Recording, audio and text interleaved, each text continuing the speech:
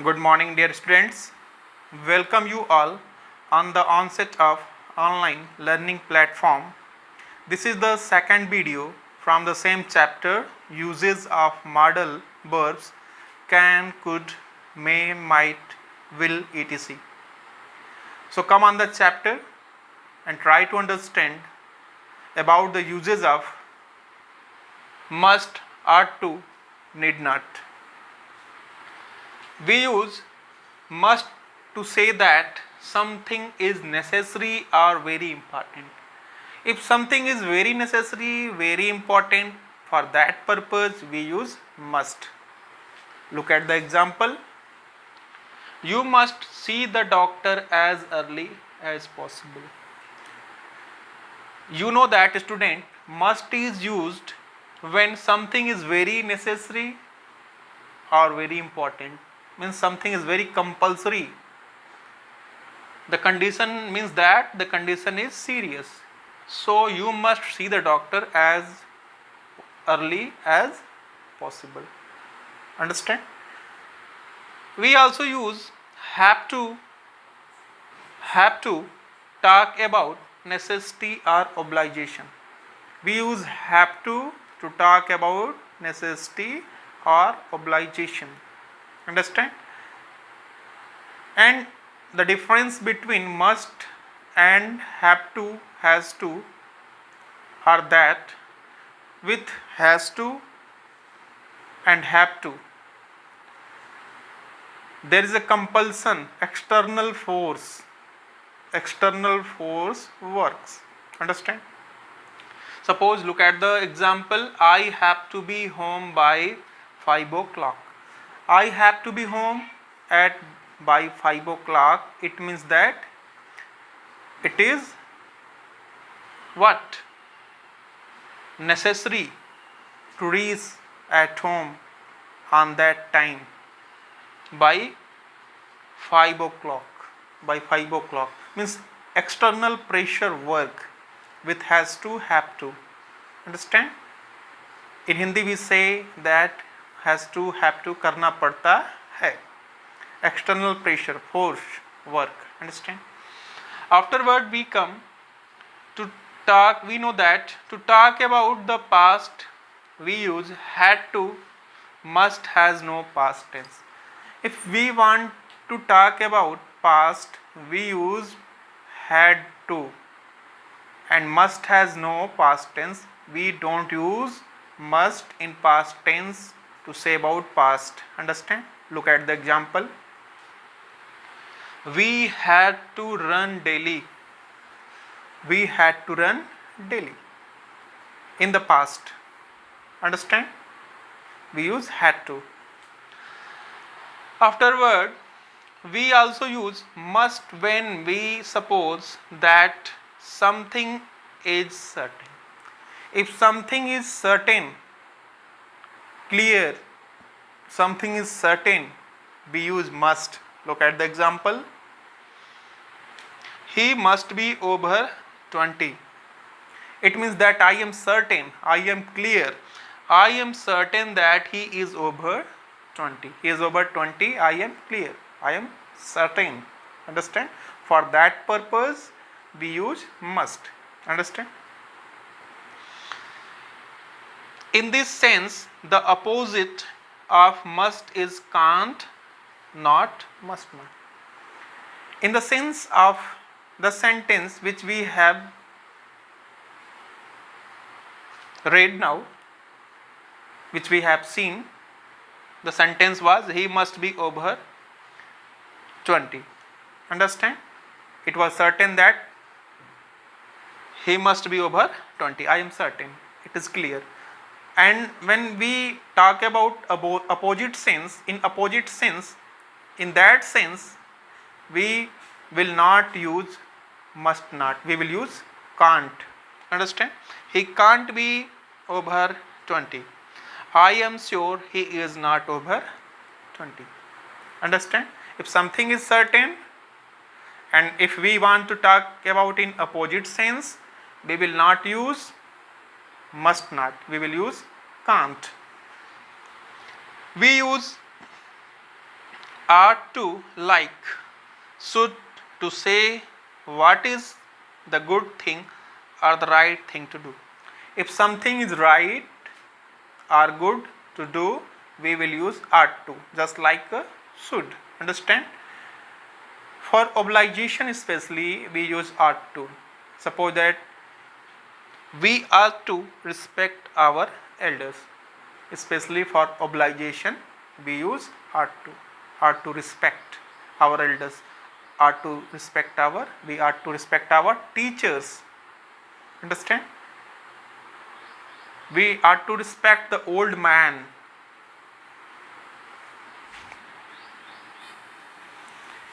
Dear students, we use need not or don't have to. Need not or don't have to say that something is unnecessary. If something is unnecessary, we use need not or don't have to, or don't have to. Look at the example. We need not, don't have. We can use don't have or need not to wash the car. Means that, why? What is the reason? The car is clean. It is clean. It is clean, so no need. There is no necessity to clean the car. Understand? Afterward, we will do compare study of must. Understand? And need not. You must not wash the car. The paint is still wet. You must not wash the car. The paint is still wet. The paint is still wet, so you must not wash the car. It is very necessary. What is very necessary? Very important. Very important not to wash the car, because the car is wet. Understand? Which is very important. For that purpose, we will use must. Here we are using must not, because it is very important not to do. You need not, don't have to come. You need not, don't have to come. It is not necessary for you to come. Understand? Suppose that it is not necessary to come. Suppose you have completed your work. Suppose I am a teacher and you are a student. Understand? And I am taking extra class, and the syllabus has been completed, and I am taking extra class, permanent class in the classroom. So I will say you that you don't have to come. You need not to come. You need not come. You don't have to come. You need not come. The reason is that the syllabus has been completed. I am taking extra class. For that purpose I am talking. Understand? So there is no necessity. There is no necessity. On that purpose we will use need not or don't have to. Understand? You must not come. But the meaning will be different if we will use must not come. Must not means that is working as an order. Don't come. Suppose you are going to home of any person daily. You are going daily in the evening time, and he is your close friend, and one day what had happened, there is a quarrel between you and him. Then your friend will tell to you, what will tell? You must not come to my home from today. You must not come. It means that don't come. It is working as an order. Understand? Don't come. We can use don't need to instead of needn't. Don't have to. In place of need not and don't have to, we can also use what? Don't need to. Don't need to. You don't need to wash the car. Understand? We can also use. Earlier we are using we need not wash the car. we don't have to wash the car. Here we are using you don't need to wash the car. You don't need to come, because your syllabus has been completed, your work has been completed, you don't need to come. Understand? Afterward, I am discussing your first exercise, 2 questions, and afterward second exercise, 2 questions. Dear students, we will discuss exercise first 2 questions and exercise second 2 questions for you, so that you can get better understanding and do your all exercise yourself. Understand? So come on, first exercise and try to understand. In first exercise, the first question is that the first exercise that in the book, can, could, may or might. Rewrite these sentences using can, could, may or might. Understand? So by using can, could, may or might, we are going to rewrite the sentences. Understand? So you are allowed to stay out till 10:30. So we have read that for taking permission and for giving permission, for seeking permission and for giving permission, we use can, may. Understand? Could also. But not giving permission, we use could. Understand? So here for giving permission, can and may are used. So you can write the sentence, you can or may stay out till 10:30. Understand? Second question is that I was able to climb the mountains when I was young. I was able to climb the mountain when I was young. We have read that for indicating past ability, we use could. So here we will write the sentence by using could. I could climb the mountain when I was young. Understand? I could climb the mountain when I was young. Come on, second exercise. In second exercise, we are going to use will, would, shall, should, must, had to, need not.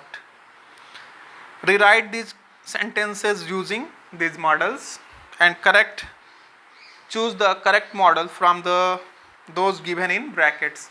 So first question is that, do you want me to help you? Do you want me to help you? We know that we use shall I when we want to do something for other. Understand? So in this case, when offer, especially for offer, when we want to do something for anybody, on that purpose we will use shall I. Shall I help you? Understand? So we will use shall I help you. Second question is, it is not necessary for you to come tomorrow. When something is not necessary, we use need not, don't have to, don't need. We have read. So here we will use you need not come tomorrow. We can also write you don't have to come tomorrow. Understand? Need not, don't have to come. You can use according to your choice. So I hope that you have understood all this clearly. And students, you will do all exercise in your book and 1 to 5 questions from each exercise in your copy. And the significant terms which I have discussed here, you have to write in your copy as a important points. Afterward you will do the exercise 1 to 5 questions from each exercise in your copy, and all the questions of exercises will be done in your book. So I hope that you have understood all this clearly. Thanks for watching the video.